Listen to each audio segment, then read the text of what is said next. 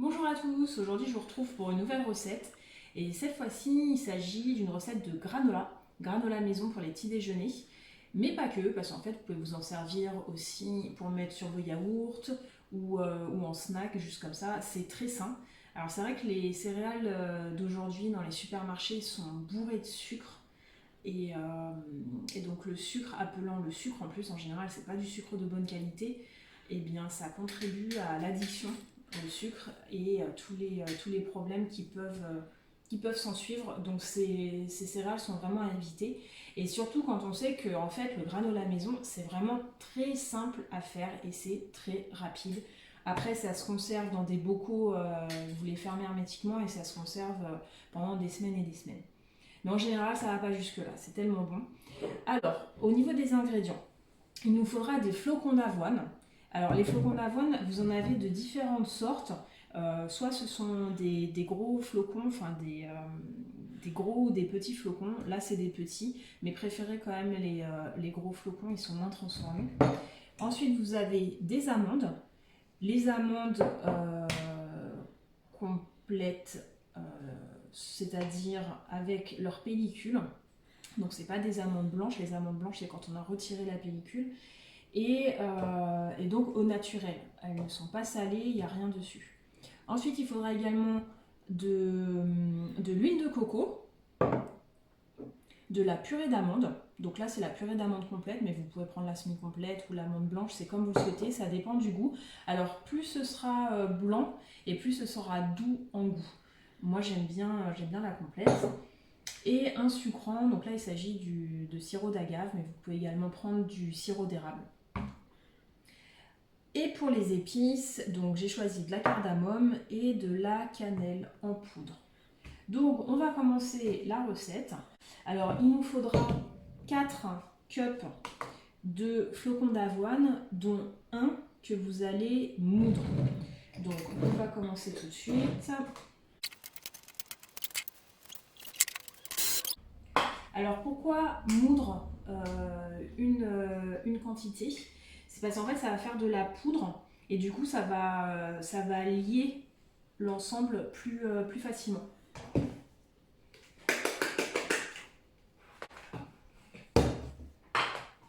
Ensuite on va passer aux amandes.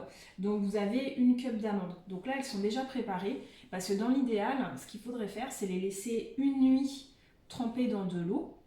Et ensuite, le lendemain, vous pouvez les rincer et elles seront prêtes, elles seront meilleures nutritionnellement, puisque vous savez que les noix comme les graines, l'avantage de les faire tremper, c'est qu'on va retirer les inhibiteurs d'enzymes. Disons que les inhibiteurs d'enzymes gardent la noix ou la graine endormie en quelque sorte. Donc là, le fait de les faire tremper, ça va les réveiller et les enzymes vont pouvoir être actifs. Donc quand vous allez manger ce genre d'ingrédient qui a été trempé, c'est comme les graines germées, vous allez avoir des enzymes qui vont permettre une meilleure digestion.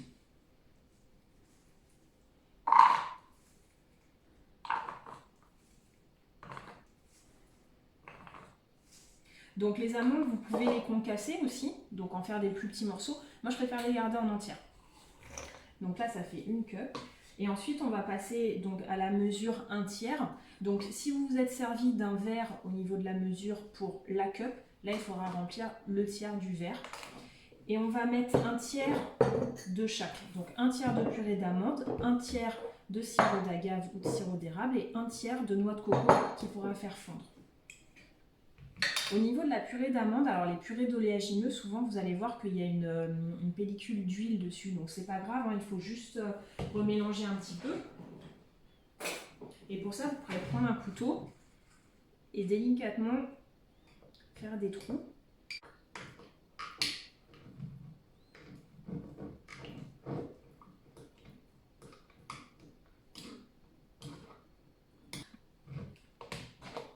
Donc on a dit 1 tiers.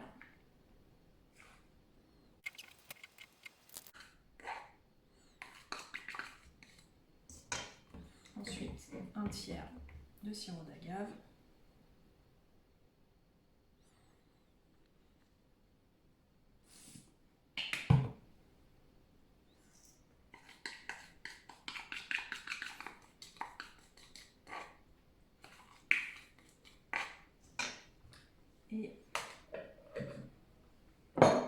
poussière de coco.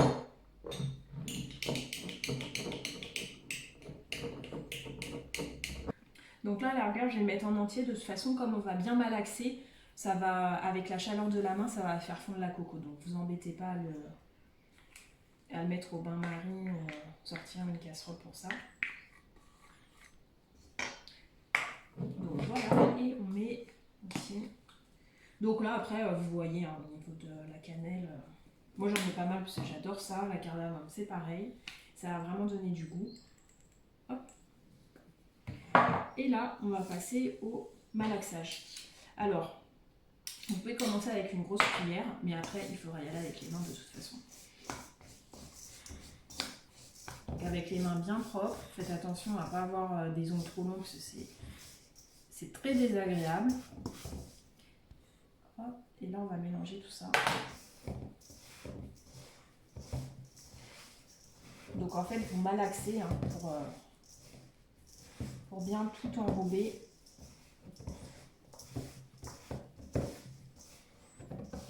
Donc à faire avec les enfants, ils adorent ça.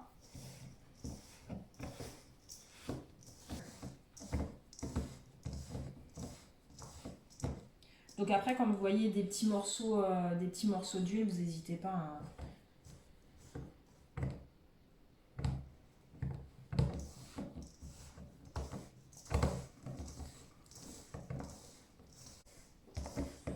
Donc là, vous voyez, ça commence à faire des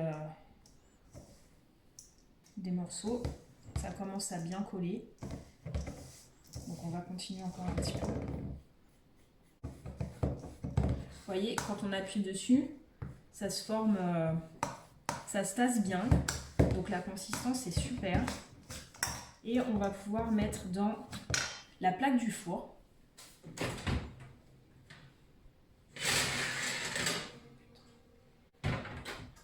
Et donc là, dans une plaque de four, on va pouvoir verser le tout. Donc vous n'allez pas avoir besoin de toute la surface. Hein. Donc vous versez sur une moitié seulement.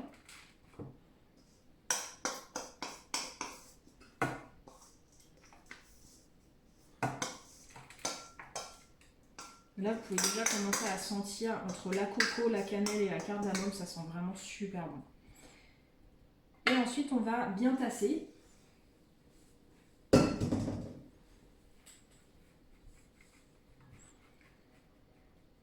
Donc vous commencez à tasser avec la cuillère. Après, vous pouvez prendre une cuillère plate en bois. Ça va être plus simple. Et donc, vous appuyez pour bien tasser. Au niveau de la largeur, 1 cm. Ouais, 1 cm, c'est bien. Même un petit peu moins, enfin, vous voyez. Faut pas non plus que ce soit trop épais, parce que si c'est trop épais, ça va pas cuire de façon homogène. Voilà, donc vous enfournez à 170-175 degrés pendant 25 minutes. Vous verrez quand c'est bon, ça va être bien doré. Le secret, attention, il ne faut surtout pas mélanger. Dans beaucoup de recettes, on vous dit à mi-cuisson de mélanger un petit peu le tout. Là, vous ne touchez pas. C'est le secret de la consistance et du super crunchy à la fin. Quand ce sera terminé, vous allez sortir votre plaque et pareil, vous allez laisser refroidir entièrement. Vous n'y touchez toujours pas. Voilà. Et c'est après, quand ce sera bien froid, que vous pourrez faire des morceaux. Mais ça, on reviendra après ensemble. Et voilà, donc là, la plaque vient juste de sortir du four. Et vous voyez, c'est bien coloré. Donc on n'y a pas touché. Et on va attendre que ça refroidisse entièrement. Ok, donc là, le granola a bien refroidi. On va pouvoir l'émietter et le mettre dans un pot. Donc un pot qui se ferme hermétiquement. Donc il faut bien qu'il y ait le joint ici. Alors, donc à l'aide d'une spatule, en fait, vous voyez, ça en dessous. Et il faut que ça reste quand même un morceau.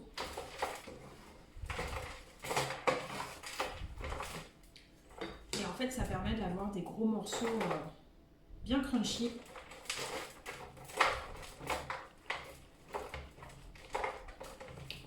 Donc Après, vous pouvez les limiter en fonction de ce que vous aimez. Hein.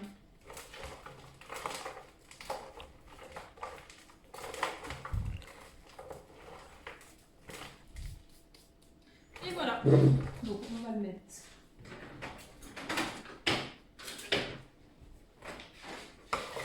dans le pot.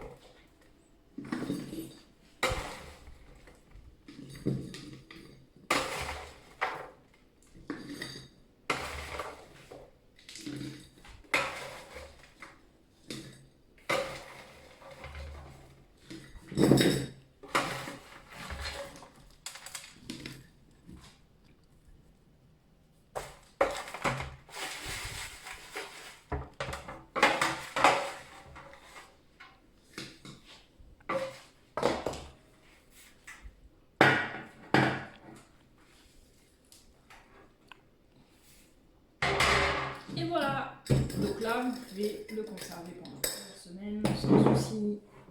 À bientôt!